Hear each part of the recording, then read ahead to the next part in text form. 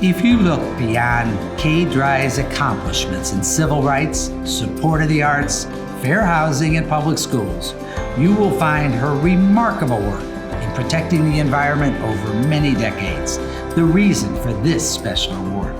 At first working on floodplain development and park preservation, Kay moved on to nuclear power and radioactive waste dumps in the 1970s, becoming a self-taught expert in these areas by reading and by consulting with experts in the field, government agency staff, scientists, authors, plant operators and workers, and yes, even whistleblowers.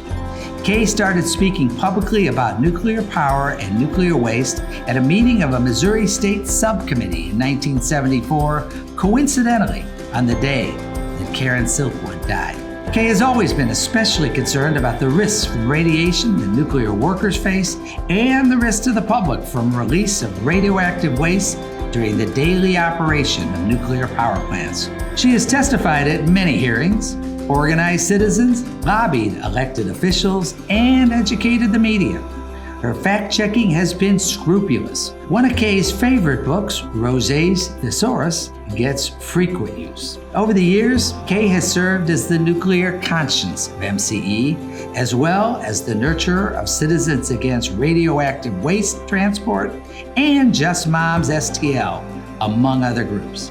Among the several ballot issues Kay spearheaded, the Construction Work in Progress Law, or QWIP, won in 1976 by a 2-to-1 margin.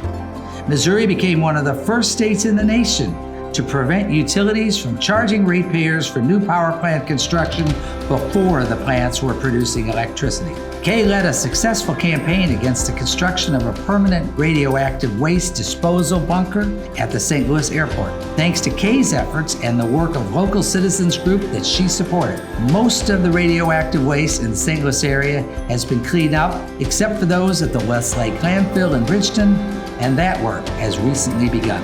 Kay has amassed a huge collection of books, journals, government documents, transcripts of phone calls and meetings, and other materials, and she houses them mostly in her basement, where a cadre of volunteers clip and file.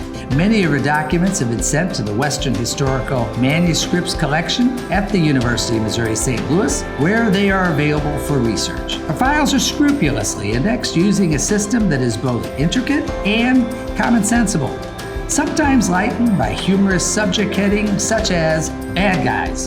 Elected officials, private citizens, organizations, attorneys, students, and even environmental adversaries have used these files. Kay currently serves on the boards of Beyond Nuclear and Great Rivers Environmental Law Center and on the Advisory Council of the Green Center, an outdoor education and cultural arts gathering place in University City.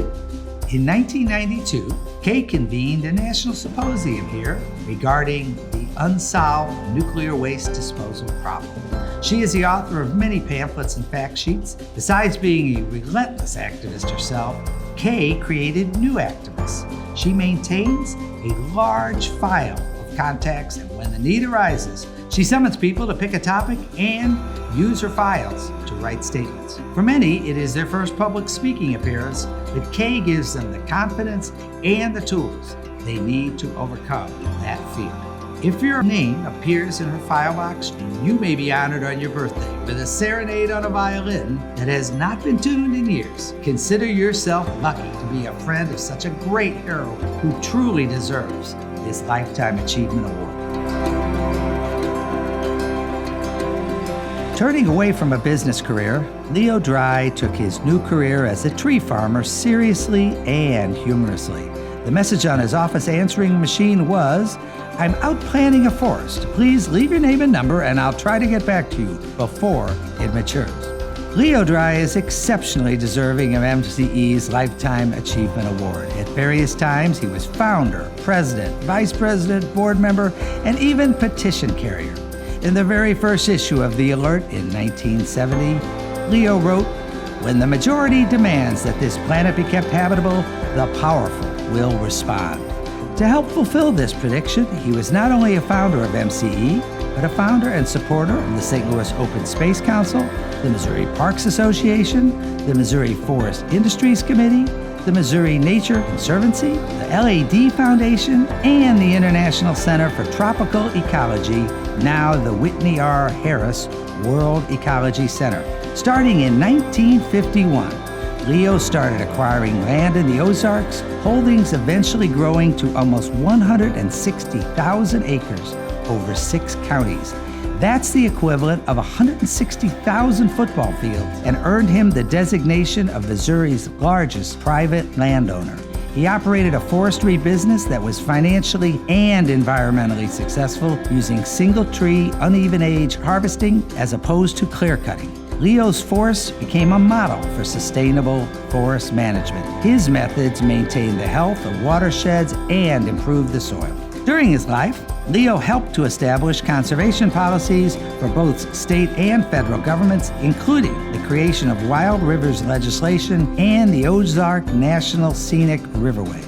2 of Leo's acquisitions are sites on which Indian petroglyphs were discovered and are listed on the National Register of Historic Places. Leo single-handedly saved one of Missouri's natural treasures, Greer Spring, from commercial development by purchasing it and the surrounding lands and then reselling the property to the federal government at a fraction of his cost. As owner of frontage on the Current and Jacks Fork rivers, Leo never permitted any tree cutting there, and he was the first person to designate natural areas on his land. He also donated a series of forest easements to help create the 150-mile Ozark Trail for hiking through Missouri and Arkansas. Besides managing his own holdings in an ecologically sound manner, Leo welcomed researchers from all over to learn from his methods. He funded studies for the state of Missouri that helped identify tracts of land to preserve as natural areas, and hired Roger Pryor to be survey director, leading to decades of friendship and to Roger eventually becoming executive director of MCE. In 2004, in a gift of outstanding generosity, Leo and his wife Kay donated the 146,000-acre Pioneer Forest to the LAD Foundation to protect it into the future and to allow the public to enjoy it for outdoor recreation. The donation was one of the largest philanthropic gifts in the nation that year and demonstrated the Dry's commitment to conservation. More than a successful tree farmer and a great storyteller, Leo was an exceptional steward of the environment. He embodied the motto of Antioch College, his beloved alma mater: "Be ashamed to die until you have won some victory for humanity."